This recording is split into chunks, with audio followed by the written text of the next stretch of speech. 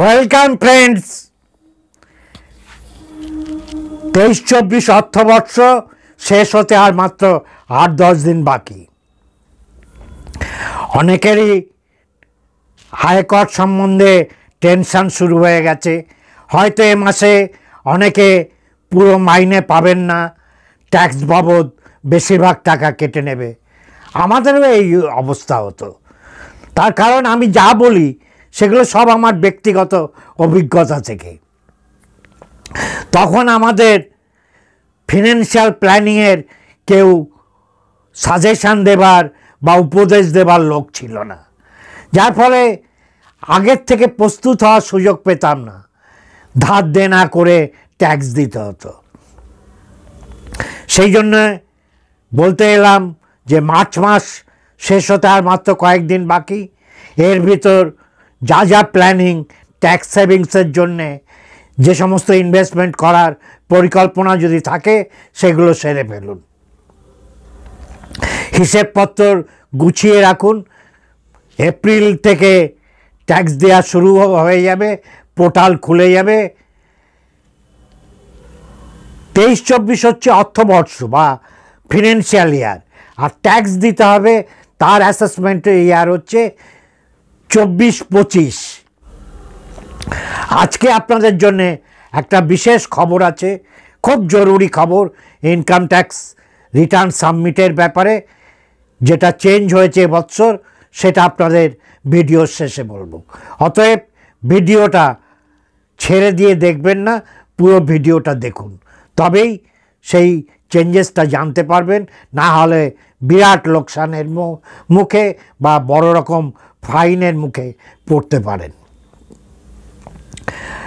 আজকের প্রথম বিষয় যে ট্যাক্স দেওয়ার জন্যে আমরা যে বছরের আয় ব্যয়ের হিসেব করছি সেই বছরকে আমরা বলছি ফিনান্সিয়াল ইয়ার বা প্রিভিয়াস ইয়ার। অর্থাৎ এবছর 23শে এপ্রিল থেকে 1 এপ্রিল থেকে 24-এর 31শে মার্চ পর্যন্ত হচ্ছে ফিনান্সিয়াল ইয়ার বা প্রিভিয়াস ইয়ার। আর এই বছরের যে আয় ব্যয়ের হিসেব হবে তার উপর যে ট্যাক্স দেওয়া হবে সেটা হবে অ্যাসেসমেন্ট ইয়ার। হচ্ছে অ্যাসেসমেন্ট ইয়ার বলবো 24-25। ট্যাক্স দেয়া খুবই ভালো, আপনি গর্বিত বোধ করবেন, আপনি শান্তিতে ঘুমাতে পারবেন, টেনশন ফ্রি থাকতে পারবেন। আপনি অন্য যে ব্যাংক থেকে লোন নিতে গেলে বা পাসপোর্ট করতে হলে বা অন্যান্য বিভিন্ন কাজে আপনার ট্যাক্স রিটার্ন থাকলে আপনার উপকার হবে, অনেক সুবিধে পাওয়া যায়। 2.5 লাখের উপর ইনকাম হলে অবশ্যই ট্যাক্স রিটার্ন সাবমিট করতে হবে, এবং যাদের আয় 2.5 লক্ষেরও কম কিন্তু টিডিএস কেটে নিয়েছে ব্যাংক, তাদের ক্ষেত্রে রিফান্ড পাওয়ার জন্যে ইনকাম ট্যাক্স রিটার্ন ফাইল করতে হবে যাতে ওই টাকাটা রিফান্ড পান। তাহলে একটা বিশাল শ্রেণীর মানুষকে এর আওতায় আসতে হবে। এবং এখন এত সহজ হয়ে গেছে অনলাইন হওয়াতে যে একেবারে টেনশন করবার কিছু নেই। তাহলে প্রিভিয়াস ইয়ার, অ্যাসেসমেন্ট ইয়ার আমরা বললাম। এখন আমরা কয়েকটা বিষয় আলোচনা করব। সেগুলো হচ্ছে আমাদের বর্তমানে ট্যাক্স রিজিম বলা হচ্ছে, দুটো ট্যাক্স রিজিম আছে, অর্থাৎ দুটো ট্যাক্স স্ট্রাকচার আছে। একটা ওল্ড ট্যাক্স রিজিম, একটা নিউ ট্যাক্স রিজিম। আপনি এখনো পর্যন্ত ওল্ড ট্যাক্স রিজিম থেকে নিউ ট্যাক্স রিজিমে আপনি চলে যেতে পারেন, আবার নিউ ট্যাক্স রিজিম থেকে ওল্ড ট্যাক্স রিজিমেও আপনি আসতে পারেন, কোনো বাধা নেই। এই দুটো ট্যাক্স রিজিমের ভিতর তফাৎ কি? ওল্ড ট্যাক্স রিজিমে রেট অফ ট্যাক্সেশন অনেক হাই, ট্যাক্স স্ট্রাকচারটা অনেক হাই, কিন্তু প্রচুর ডিডাকশানের সুযোগ আছে।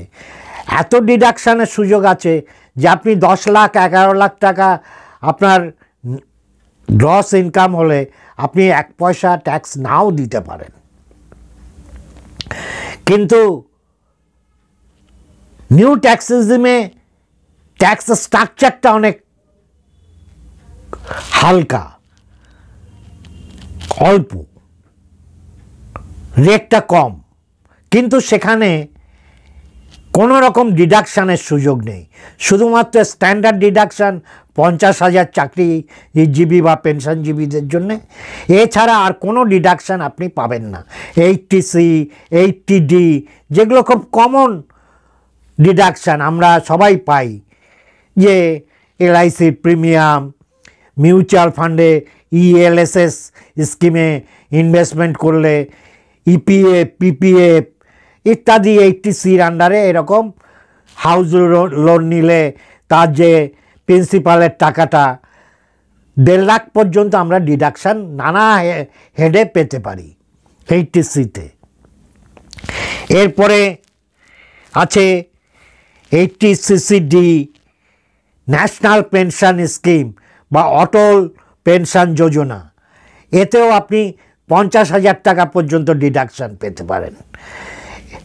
80D সবাইরই আমাদের বেশিরভাগ মেডিক্লেম বা মেডিকেল ইন্স্যুরেন্স করা থাকে।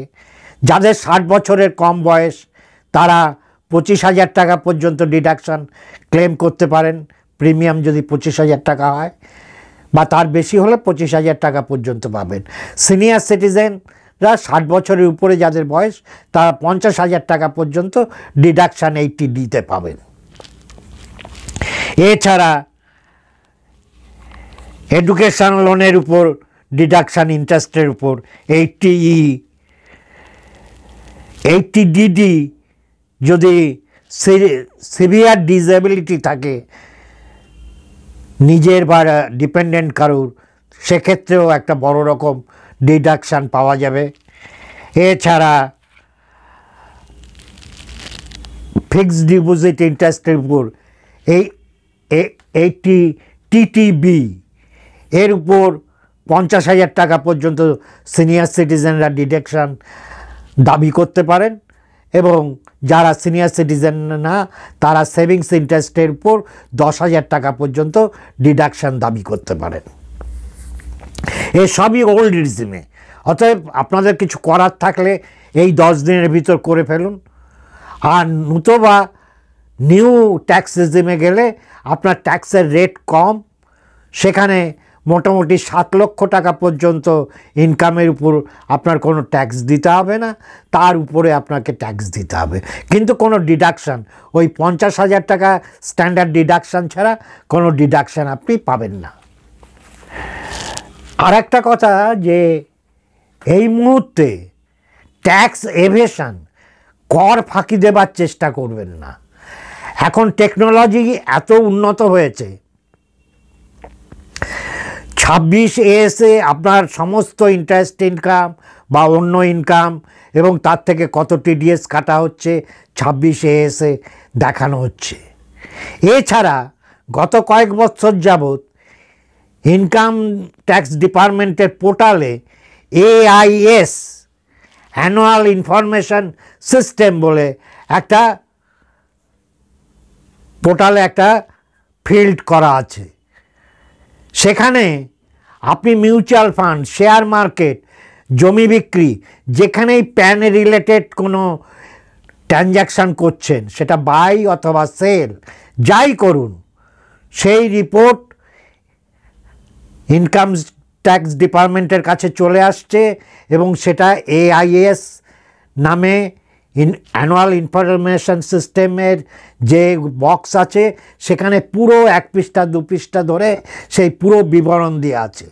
অতএব ইনকাম ট্যাক্স ডিপার্টমেন্টের হাতের উপরেই রয়েছে আপনি কোথার থেকে কি ইনকাম করলেন, বা কি সেল করলেন, বাই করলেন, কোনো লাভ করলেন কি না, সমস্ত কিছু তারা জানতে পারবে। অতএব অ্যাভেশন করার, ট্যাক্স ফাঁকি দেবার চেষ্টা করে খুব লাভ হবে না। যদি ইনকাম ট্যাক্স ডিপার্টমেন্ট ইচ্ছে করে যে কোনো মুহূর্তে আপনি কি কি ট্রানজ্যাকশান করেছেন। ধরুন আপনি গোল্ড কিনেছেন, গোল্ড বিক্রি করেছেন, ক্যাশ মেমো দিয়ে প্যান দিতে হয়েছে, যেখানেই প্যান দেবেন, প্যান রিলেটেড যে কোনো ট্রানজ্যাকশানে আপনার লাভ ক্ষতি আয় ব্যয়ের হিসেব ইনকাম ট্যাক্স দপ্তরে আছে। আপনি সেটা নিজেই ইনকাম ট্যাক্সের পোর্টালটা খুললে এআইএস বলে একটা ঘর আছে, সেখানে ক্লিক করলে পুরো লিস্ট বেরিয়ে যাবে।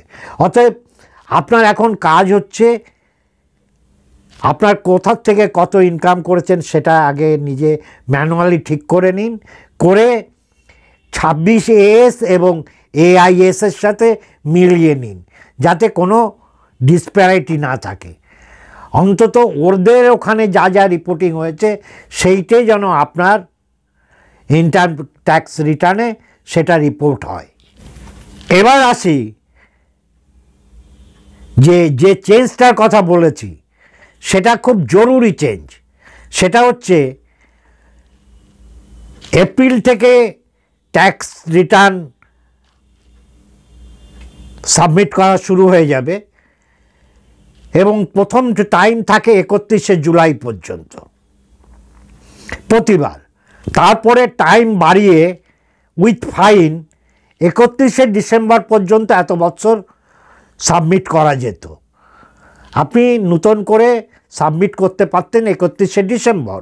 জুলাইতে যদি করতে না পারতেন তাহলে 31শে ডিসেম্বরের ভিতর আপনি নতুন সাবমিশন করতে পারতেন উইথ পেনাল্টি। এবার যে চেঞ্জটা হয়েছে সেটা বলছে ওল্ড রিজিমে যারা আছেন তাদের 31শে জুলাই পরে আর কোনো সাবমিশনের টাইম এক্সটেন্ড করা হবে না। তারা 31শে ডিসেম্বর পর্যন্ত সময় পাবে না। তাদের অন্য পন্থায় অর্থাৎ পেনাল্টি, বিশাল পেনাল্টি দিয়ে সাবমিট করতে হবে। সেটা অন্য পদ্ধতি, স্বাভাবিকভাবে সাবমিট করতে পারবেন না। কিন্তু নিউ রিজিমে যারা থাকবেন তারা 31শে ডিসেম্বর পর্যন্ত এতদিন যেভাবে সাবমিট করতেন সেভাবেই সাবমিট করবেন একটা মিনিমাম পেনাল্টি দিয়ে। এটাই হচ্ছে বড় চেঞ্জ। আজকে আমি জাস্ট প্রস্তুতির কথা বললাম, প্রিপেয়ার্ডনেস, যে ইনকাম ট্যাক্স দিতে হবে সামনের মাস থেকে, এই কদিনের ভিতর প্রস্তুত হয়ে যান। এরপরে আরও কয়েকটা পর্যায়ে আমি আসব যে ট্যাক্স কী কীভাবে কম্পিউট করতে হবে, ওল্ড রিজিম কীভাবে কম্পিউট করতে হবে, নিউ রিজিমে কীভাবে কম্পিউট করতে হবে, কোনটায় বেনিফিট হবে। একই ইনকাম ধরে নিলাম 9 লাখ টাকা ইনকাম, গ্রস ইনকাম, তাহলে ওল্ড রিজিমে আমার কত ট্যাক্স দিতে হবে, নিউ রিজিমে কত ট্যাক্স দিতে হবে, কী কী ডিডাকশান আমি পেতে পারি, এই সমস্ত আমরা পরবর্তী ভিডিওতে আলোচনা করব। আজকে এই পর্যন্তই। আবারও আপনাদের অনুরোধ, সবাই ভালো থাকবেন এবং এগুলো যদি আমার এই ফিনান্সিয়াল ভিডিওগুলো যদি আপনাদের ভালো লাগে প্লিজ লাইক করুন, শেয়ার করুন এবং যারা সাবস্ক্রাইব করেননি তারা সাবস্ক্রাইব করুন।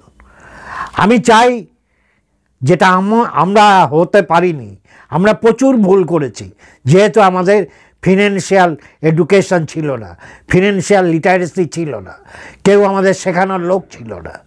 কিন্তু এখন আমরা এসেছি, অসংখ্য মানুষ বাজারে আছেন যারা এই সাজেশান দেবার মতো। অতএব আপনাদের অনুরোধ যে আপনারা ফিনান্সিয়াল ফ্রিডমের দিকে এগিয়ে চলুন, শান্তিতে ঘুমাবেন, দুশ্চিন্তা হবে না, ডায়াবেটিস বাড়বে না, প্রেশার বাড়বে না। সবাই ভালো থাকুন।